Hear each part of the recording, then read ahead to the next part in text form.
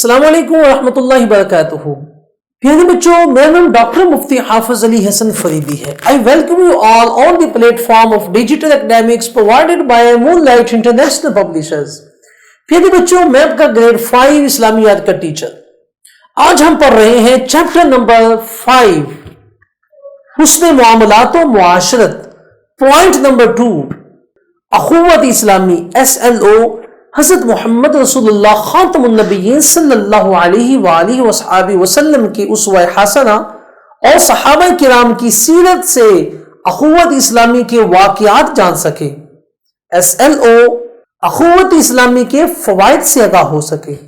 حضرت محمد خاتم النبیین صلی اللہ علیہ وآلہ وصحبہ وسلم نے ارشاد فرمایا، اصل مسلمان وہ ہے کہ جس کے ہاتھ اور زبان سے دوسرے مسلمان محفوظ رہیں. سنن نسائی حدیث نمبر 4999.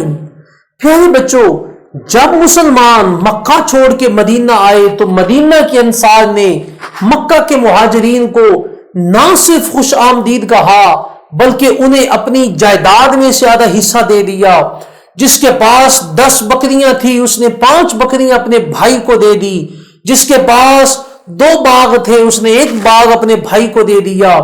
جس کے پاس جتنی بھی پراپرٹی اور جائیداد تھی اس نے آدھی حصے آدھی چیز اپنے بھائی کو دے دی. اور یہ تاریخ میں اخوت اسلامی کا پہلا واقعہ تھا. پیارے بچوں، اسی طرح ایک جنگ کے موقع پہ صحابہ کرام شہید تھے. ایک شخص پانی لے کے پہنچا اور ایک زخمی شخص کو پانی پلانے لگے تو سائڈ سے آواز آئی، پانی. اس زخمی شخص نے کہا، صحابی نے کہا، مجھے چھوڑو، اس کے پاس جاؤ.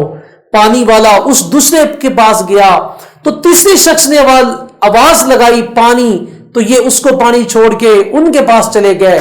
اسی طرح پیارے بچوں، ایک ہی جنگ میں صحابہ کرام مختلف لوگوں کے لیے جانیں قربان کرتے رہے کہ مجھے چھوڑو، اس کو پانی پلاؤ، مجھے چھوڑو، اس کو پانی پلاؤ.